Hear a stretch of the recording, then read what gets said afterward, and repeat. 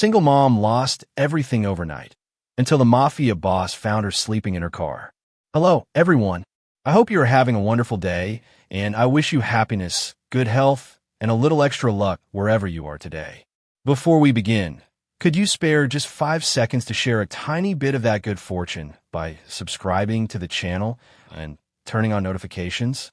Your support means more than you know and helps this channel continue bringing heartfelt stories to viewers around the world. Thank you so much for your kindness, your encouragement, and for always being here with us. Now I would love to hear from you in the comments. Where are you watching this video from? And what time is it where you are right now? And now, let us begin today's unforgettable story. The cold does not ask how strong you are before it steals your hope. The first night, I slept inside my old sedan. I kept telling my 7-year-old son that we were on a little adventure. I smiled every time he looked at me because children deserve comfort before they understand fear. My name is Emily Brooks, and less than 24 hours earlier, I had believed my life was difficult but stable. I worked as an assistant at a small accounting office in downtown Chicago. I rented a modest apartment. I paid my bills one paycheck at a time. It was never an easy life, but it was ours. Then everything disappeared in a single day. The company closed without warning after its owner filed for bankruptcy. Every employee walked out carrying a cardboard box instead of a paycheck. I spent the afternoon calling every staffing agency I could find, hoping someone needed immediate help. No one did. By sunset, my landlord knocked on my apartment door with genuine regret in his eyes. He explained that the building had already been sold and every tenant who had fallen behind on rent needed to leave by the end of the day. I did not argue. He was not cruel. He was simply trapped inside problems of his own. I packed everything that mattered into the trunk of my aging silver sedan.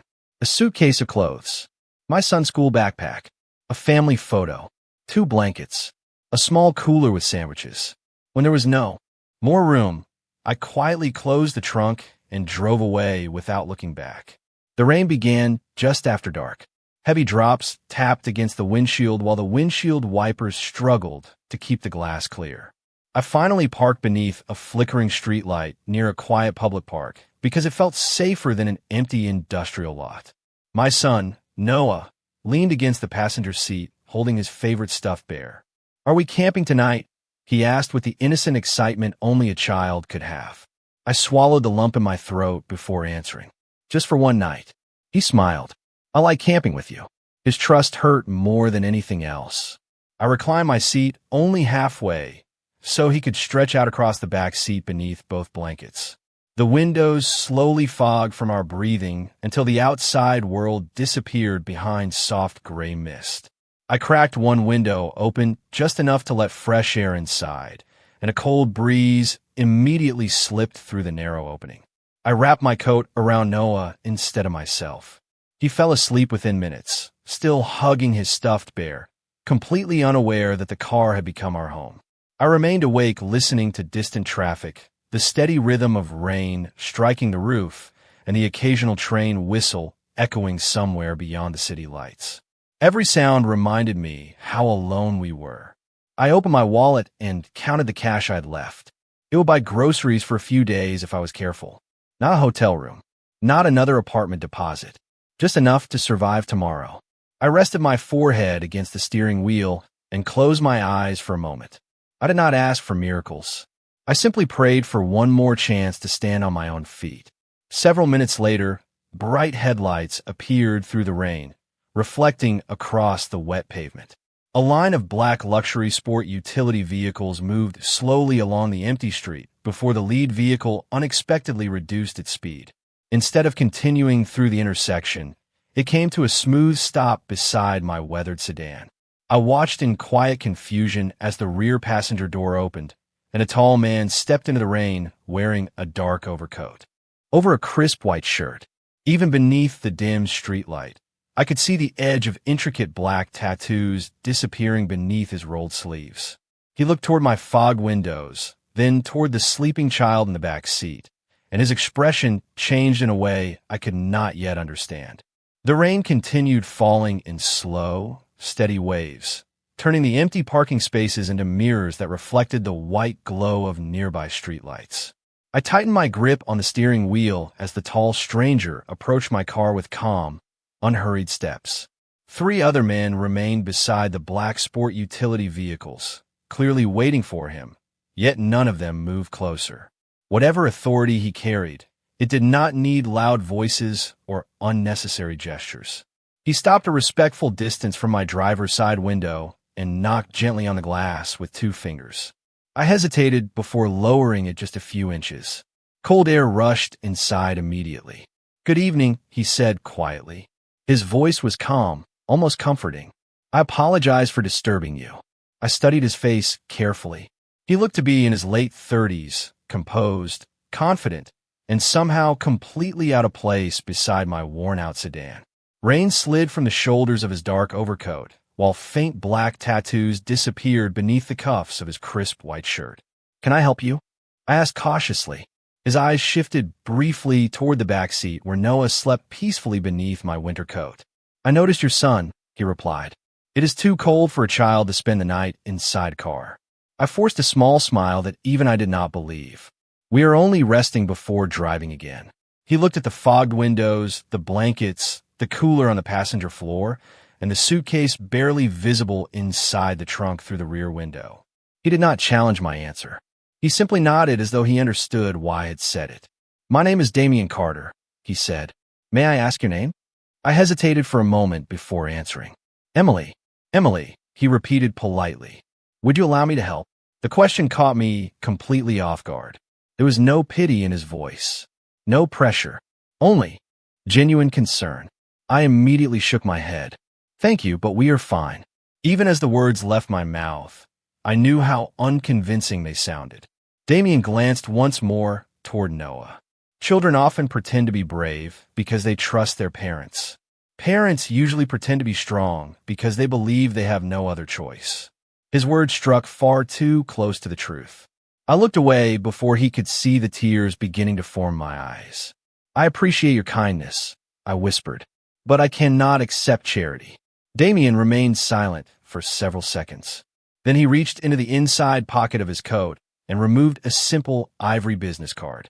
There was no large company logo, no impressive title, only his name, a telephone number, and the words Hayes Community Foundation printed neatly beneath it. He held the card toward the narrow opening in my window. "This is not charity," he said. "It is an option." I accepted the card without speaking. "Do not call tonight unless you truly need to," he continued. "But if tomorrow becomes harder than today, call this number. Day or night, someone will answer." I looked down at the card resting in my hand. "Why would you help someone you have never met?" Damien's expression softened ever so slightly. "Because once, a stranger refused to ignore someone my family loved when they needed help the most." Before I could ask another question, Noah stirred in the back seat and quietly whispered through his sleep, "Mom, I am cold." My heart tightened instantly. Damien heard him too. Without another word, he removed a thick wool blanket from one of the waiting vehicles and placed it carefully through the small window opening. "For him," he said simply. "No conditions." I looked at the blanket, then back at him. "I cannot promise I will call." He offered a faint smile. "I'm not asking for a promise." He stepped back toward the rain before adding one final sentence. "I'm only hoping that when the moment comes, you will not mistake courage for carrying every burden alone." As his convoy slowly disappeared into the wet Chicago night, I sat quietly holding the business card in one hand and the warm blanket in the other, wondering why the words of a complete stranger felt more like hope than anything I had heard in a very long time. Morning arrived without warmth. Pale sunlight filtered through the fogged windshield, revealing the reality I had hoped would disappear overnight. My neck ached from sleeping upright, and every muscle in my back reminded me that a car was never meant to become a home. Noah stretched beneath the thick wool blanket Damian Carter had left behind and smiled sleepily. "That blanket is really warm, Mom." I forced a smile. "It is, isn't it?" He looked through the windshield at the bright blue sky replacing the storm. "Does that mean today will be better?" I wanted to answer yes without hesitation. Instead, I kissed the top of his head and whispered, "We're going to keep trying." After washing up in the restroom of a nearby community center, I helped Noah change into his clean school clothes inside the cramped back seat. I carefully brushed his hair using the rearview mirror while pretending everything felt perfectly normal. Children notice far more than adults realize, yet they also believe whatever hope their parents choose to show them. Before dropping him off at school, I reminded him of the same promise I had repeated since he was old enough to understand. No matter what happens, I will always come back for you. He hugged me tightly before running toward the school entrance, turning around twice to wave with the biggest smile he could manage. I waited until he disappeared inside before allowing my own smile to fade. The rest of the morning became a blur of job applications, unanswered telephone calls, and polite rejections. Every office thanked me for my interest before explaining they had already filled the position or were not currently hiring. By late afternoon, I had driven across half of Chicago with little more than disappointment and a rapidly shrinking amount of gasoline. I parked beside Lake Michigan for a few quiet minutes, hoping the open water would somehow clear my thoughts. Instead, I found myself staring at the simple ivory business card resting on the passenger seat. I picked it up, read Damien's name once more, then placed it back down. My pride still whispered that accepting help meant admitting failure. As the sun slowly disappeared behind the city skyline, I drove to Noah's school and greeted him with another smile. He climbed into the back seat, carrying a handmade paper airplane from art class. "Guess what?" he said excitedly. "Mrs. Reynolds says I draw really good buildings." I laughed softly. "Maybe one day you will design them." He grinned. "Then I will build you the biggest house ever." My heart tightened because he believed dreams alone could solve everything. That evening, the temperature dropped even lower than the night before. A sharp wind rattled the old sedan while dark clouds gathered once again above the city. Noah became unusually quiet beneath his blanket. When I reached back to touch his forehead, my hand froze. His skin felt far warmer than it should have. "Mom," he whispered weakly, "I think I am really tired." I searched the glove compartment until I found a thermometer from months earlier. The numbers climbed higher than I wanted to see. My stomach tightened with fear. The nearest urgent care clinic would require money I no longer had, and waiting until morning suddenly felt impossible. My eyes drifted once more toward the business card lying silently on the dashboard. I picked it up, turned it over in my trembling hands, and stared at the telephone number for what felt like forever. The hardest battle was no longer against poverty. It was against the stubborn voice inside me, insisting I had to face every storm alone. Noah quietly reached for my hand. "Mom," he whispered through tired eyes, "it is okay to ask someone for help sometimes." I looked at my son, then at the card, and finally reached for my phone.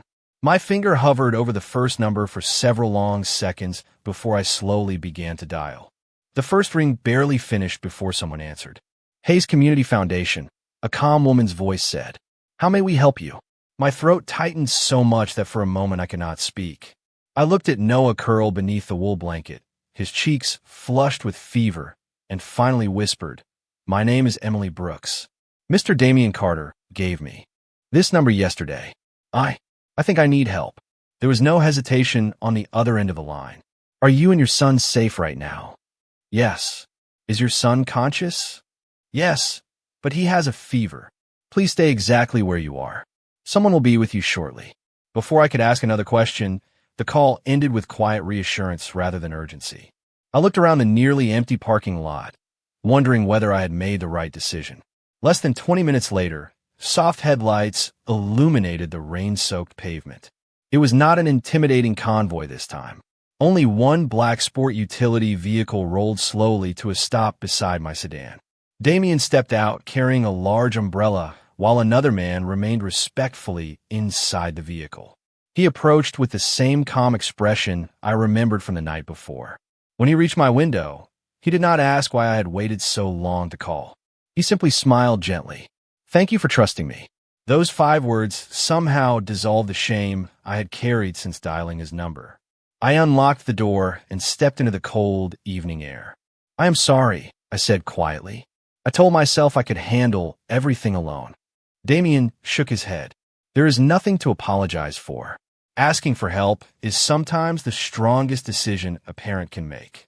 He glanced toward Noah, sleeping in the back seat. "May I check on him?" I nodded. Damien carefully opened the rear door without waking him completely. He placed the back of his hand against Noah's forehead for only a moment before looking toward his associate. Please ask Dr. Collins to meet us at the apartment. The associate acknowledged the request and quietly drove away. I looked at Damien in confusion. Apartment. He closed the car door gently so Noah could continue resting.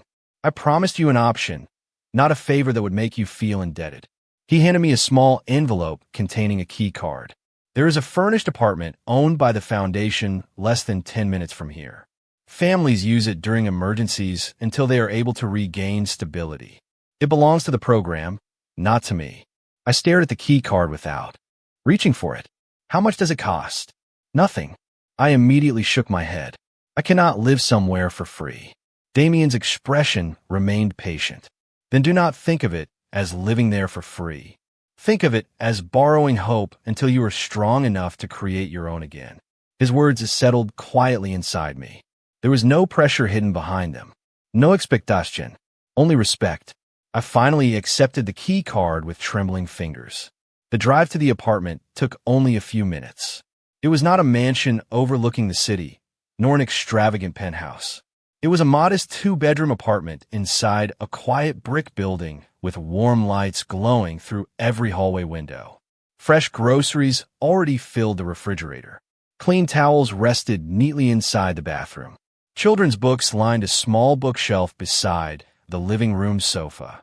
Someone had prepared everything with remarkable care. As I carried Noah inside, still asleep beneath the wool blanket, a gentle knock sounded at the door. A middle-aged physician entered carrying a medical bag and greeted us with a warm smile. After examining Noah carefully, she assured me that he had a seasonal viral infection and would recover with rest, fluids, and medication she had already brought with her. Relief washed over me, so suddenly that my knees almost gave way. While I looked back toward the doorway, Damien was already leaving. Wait, I called softly. He turned around. Why are you walking away? A faint smile crossed his face. Because tonight your son needs his mother more than you need another conversation with me. Then he quietly closed the door behind him, leaving me standing in a safe, warm home for the first time since I had lost everything. The next morning, sunlight spilled through clean curtains instead of fog car windows, and for the first time in days, I woke without the ache of sleeping behind a steering wheel. The apartment was quiet except for the soft hum of the heater and the gentle sound of Noah breathing peacefully in the next room. I stood in the kitchen staring at a simple cup of coffee, almost overwhelmed by ordinary comforts I had once taken for granted. A warm bed, running water, a roof that did not shake in the wind. Sometimes hope returned so quietly that you almost missed the moment it walked back into your life. Noah's fever had already begun to fade. He smiled when he walked into the kitchen wearing a fresh pair of pajamas that someone from the foundation had thoughtfully placed inside the bedroom dresser. Mom, he said happily, I slept all night. I laughed softly as I hugged him. So did I. After breakfast, a gentle knock came at the apartment door. A woman about my age introduced herself as Rebecca, a case manager from the Hayes Community Foundation.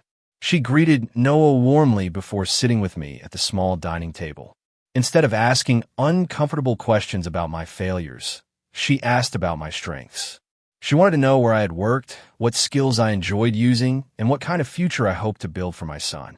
By the end of our conversation, she had already arranged several job interviews, temporary financial assistance, and enrollment for Noah in an after-school program until I returned to full-time employment. I looked at the organized folder she handed me and quietly asked, why is everyone here treating me like I still have something to offer? Rebecca smiled gently. Because you do. Before leaving, she paused at the doorway. Mr. Carter asked me to remind you of one thing. I looked up. What is that? This apartment is not a reward. It is a bridge. Bridges are meant to help people reach the other side, not to become places where they remain forever. Her words stayed with me long after she left. Later that afternoon, Noah insisted we walk to the small community garden behind the apartment building. Families sat on nearby benches while children laughed on the playground. It felt wonderfully ordinary, As Noah chased a soccer ball across the grass, I noticed a familiar figure kneeling beside an elderly man who struggled to repair a broken wheelchair wheel. Damian Carter had traded his dark overcoat for a simple navy sweater with the sleeves rolled above his forearms, revealing the intricate black tattoos that stretched across his skin. There were no expensive watches, no dramatic entrance, and no audience applauding his kindness. He quietly tightened a loose bolt, tested the wheel, and smiled when the elderly man thanked him. Only then did he notice Noah running toward him with the soccer ball tucked beneath one arm. "Mr. Carter," Noah called with excitement. Damian smiled immediately and crouched to Noah's height. "You look much stronger today." Noah nodded proudly. "The doctor fixed me." Damian chuckled softly. "I think your mother deserves most of the credit." Noah grinned before racing back to the playground. Damian walked toward me, but stopped several feet away, leaving enough space to respect my comfort. "How is he feeling?" he asked. "Much better," I answered sincerely. "Thank you." He shook his head. "Thank the doctor. Thank the people who prepared the apartment. Many hands carried that kindness long before it reached you." I looked around at the families enjoying the afternoon. "You built all of this?" Damian glanced toward the children instead of answering immediately. "No," he said quietly. "I simply made sure people who care had the opportunity to help." I studied him for a long moment. Every powerful person I had ever imagined wanted recognition. Damian seemed determined to avoid it. As the afternoon sunlight settled across the garden, I realized something unexpected. The man who had rescued my family never once tried to make us feel like we owed him anything. Instead, with every quiet act of compassion, he was patiently teaching me that accepting help did not diminish dignity. Sometimes it was the first step toward reclaiming it. The first real sign that my life was changing did not arrive with a miracle. It arrived with an email offering me an interview for a financial coordinator position at a nonprofit organization partnered with the Hayes Community Foundation. I read the message 3 times before I finally believed it was real. Rebecca had helped me prepare my resume, but she never promised success. "Opportunities open doors," she had told me. "Walking through them is still your decision." 2 days later, I walked into the interview wearing the only business outfit I had managed to keep after losing my apartment. Noah hugged me before I left and smiled with complete confidence. "You're going to get the job, Mom." I laughed softly. "What makes you so sure?" He shrugged. "Because you never stopped trying." His faith stayed with me through every question the interview panel asked. Instead of pretending my difficult weeks had never happened, I spoke honestly about resilience, responsibility, and why helping people manage financial hardship meant more to me than simply balancing numbers. When the interview ended, I stepped outside feeling lighter regardless of the outcome. For the first time in weeks, I believed my future depended more on my effort than on my circumstances. That afternoon, I stopped by the foundation to thank Rebecca. As I walked through the community center, I noticed volunteers preparing care packages for families who had recently lost their homes. Boxes of blankets, children's books, canned food, and school supplies covered long tables inside the activity hall. Without thinking twice, I rolled up my sleeves and began helping. Nobody asked me to. It simply felt right. Nearly an hour later, I looked up and saw Damian Carter quietly carrying heavy boxes through the opposite entrance alongside several volunteers. There was nothing about his behavior that suggested he expected special treatment. He greeted every volunteer by name, thanked teenagers who were organizing donated clothing, and even laughed when one little girl proudly handed him a hand-drawn thank you card covered with colorful stars. Watching him work beside everyone else, instead of directing them from a distance, revealed a side of him few people would ever imagine. When our eyes finally met across the room, he walked toward me carrying 2 cardboard boxes. "Would you mind helping me with these?" he asked. I smiled. "You look perfectly capable of carrying them yourself." A quiet grin appeared across his face. "I am, but carrying something with another person usually makes it feel lighter." We placed the boxes together on a nearby table before standing in comfortable silence. "Rebecca told me about your interview," he said. I looked at him in surprise. "She did not tell me whether it went well." "Because she respects your privacy," he answered. "I only know you had won." I appreciated that more than I expected. He never tried to use his influence to change the outcome. Thank you, I said quietly. Not for finding interviews. Not for the apartment. Thank you for treating me like someone capable of rebuilding instead of someone waiting to be rescued forever. Damien looked toward the families filling grocery bags across the hall. The strongest foundations are built under buildings that eventually stand on their own. His words settled gently between us. Before either of us could continue, Noah came running across the room, carrying a small potted sunflower the children had planted during an afternoon activity. "Mom, look what we grew," he said excitedly. I knelt beside him, smiling proudly. Damien crouched beside us as well. Noah looked from me to Damien before holding the flower out with both hands. "I think both of you helped it grow." Damien accepted the little flower with genuine gratitude before carefully handing it back to Noah. Then, without thinking, Noah wrapped both of us in one enthusiastic hug. We laughed together as I gently embraced my son, and for a brief, quiet moment, surrounded by ordinary kindness instead of fear, I realized that healing sometimes begins long before people are ready to call it happiness.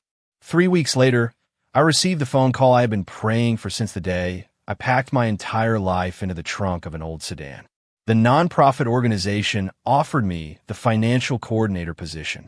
It was full-time, included health insurance, and paid enough for me to begin planning a future instead of merely surviving each day.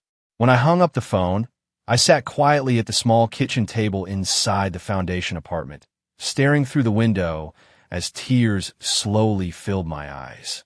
They were not tears of relief alone. They were tears of gratitude for discovering that losing everything had not meant losing myself. Noah came running into the room after hearing me laugh through my tears. "Did something good happen?" he asked hopefully. I knelt and wrapped my arms around him. "We did it," I whispered. "You are going to see your mom go back to work." He hugged me so tightly I almost forgot to breathe. "I knew you could." That afternoon, I visited the Hayes Community Foundation to thank Rebecca for believing in me before anyone else did. She smiled warmly when I shared the news.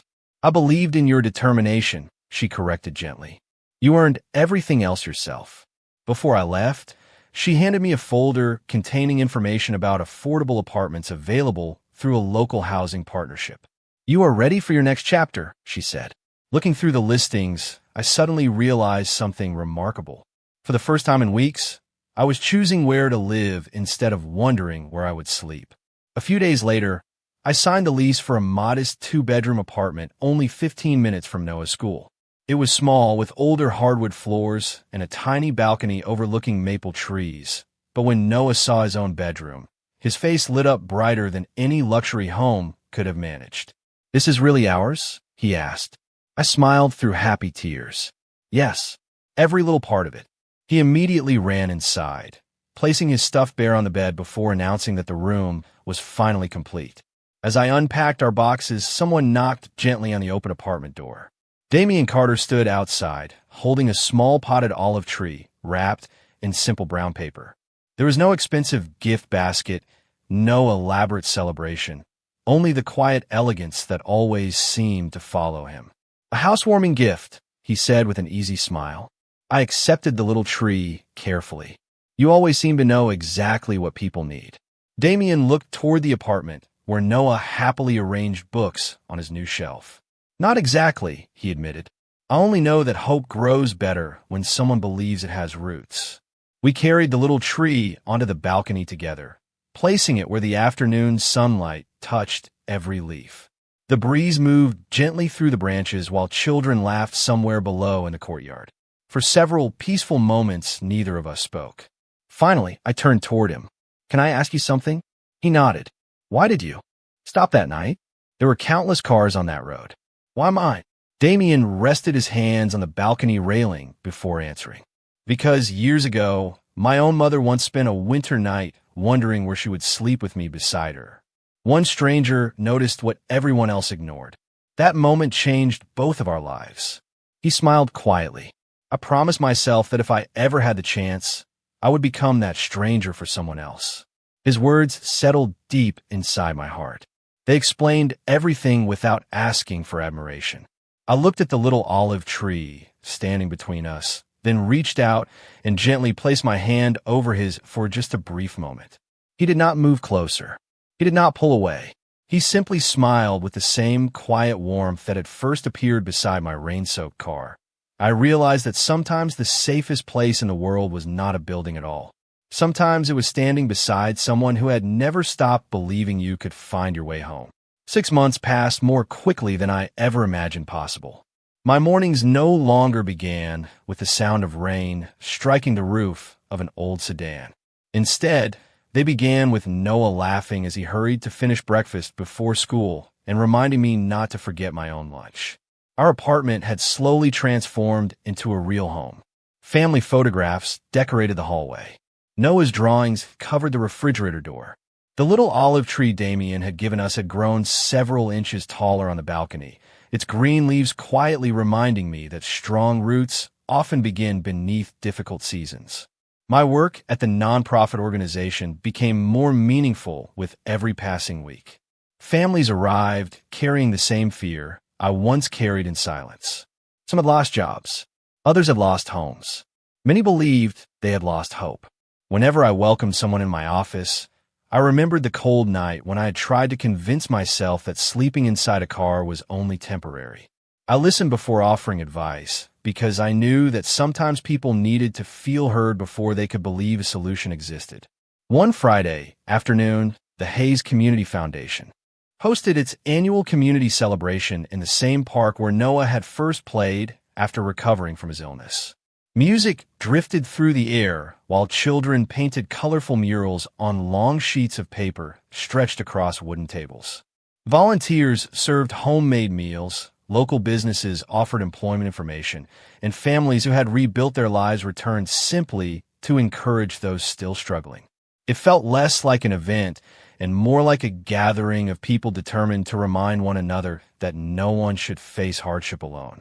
I spent most of the afternoon helping new families register for housing assistance until Rebecca quietly approached me with a smile.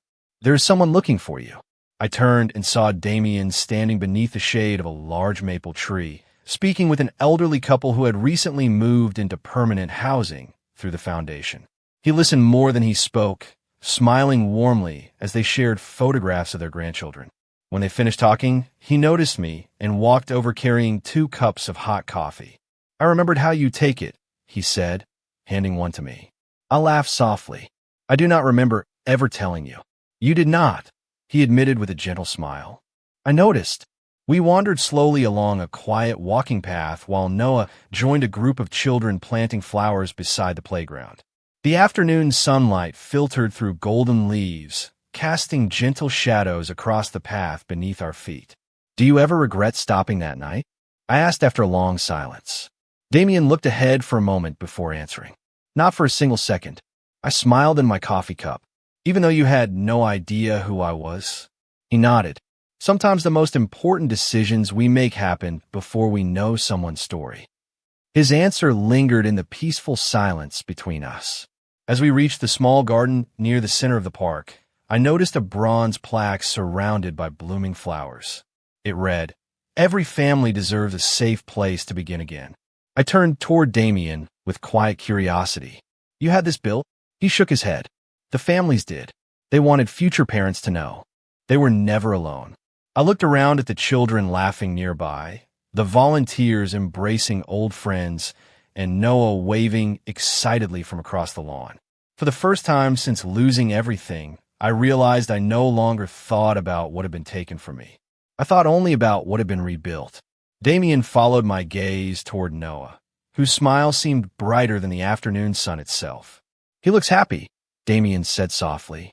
"He is," I answered, "because he finally believes tomorrow will always come." Damien smiled, and as we stood together watching the people whose lives have been transformed through quiet acts of compassion, I understood that the greatest rescue had never been finding a warm apartment. It had been finding a future where hope no longer depended on luck, but on people willing to believe in one another. 1 year later, I stood on a small stage overlooking a courtyard filled with families whose stories reminded me of my own.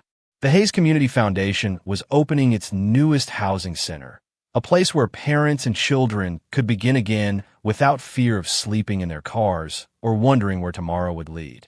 Colorful balloons floated above the entrance while children laughed around the playground built beside the garden. Volunteers greeted every family by name, and the little olive tree that had once stood on my apartment balcony had grown tall enough to be planted beside the front walkway as a symbol of new beginnings. When my name was announced, I walked to the microphone and looked across the crowd. Rebecca smiled proudly from the front row. The doctor who had cared for Noah that first night stood beside several volunteers. Then I saw Damian Carter standing quietly near the back, dressed in a simple dark suit with the familiar tattoos just visible beneath the sleeves of his white shirt. Just as always, he had chosen the place where attention was least likely to find him. I smiled before beginning. A year ago, my son and I believed that losing our home meant losing our future. We learned something different. Sometimes home is not the place you sleep. It is the place where someone reminds you that your story is not over. The audience applauded softly, but I noticed Noah watching me with the same proud smile he had worn on the day I accepted my first job interview. When the ceremony ended, families explored the new apartments while children raced through the courtyard. Noah ran toward Damien, carrying a small wooden birdhouse he had built at school. "This is for the garden," he said proudly. Damien accepted it with genuine gratitude, turning it over carefully as though it were a priceless treasure. "I will make sure every family who comes here sees it," he promised. Noah beamed before hurrying off to join his friends. I walked over and stood beside Damien beneath the young olive tree. We watched the children laugh together while a gentle breeze carried the scent of fresh flowers across the courtyard. "You never told anyone this center was your idea," I said quietly. Damien smiled without looking away from the families. "Buildings are remembered because of the people inside them, not because of the person who paid for the bricks." I laughed softly. "You always have an answer." He turned toward me with the same calm expression I had first seen beside my rain-soaked car. Only after life teaches enough lessons. For a few peaceful moments, neither of us spoke.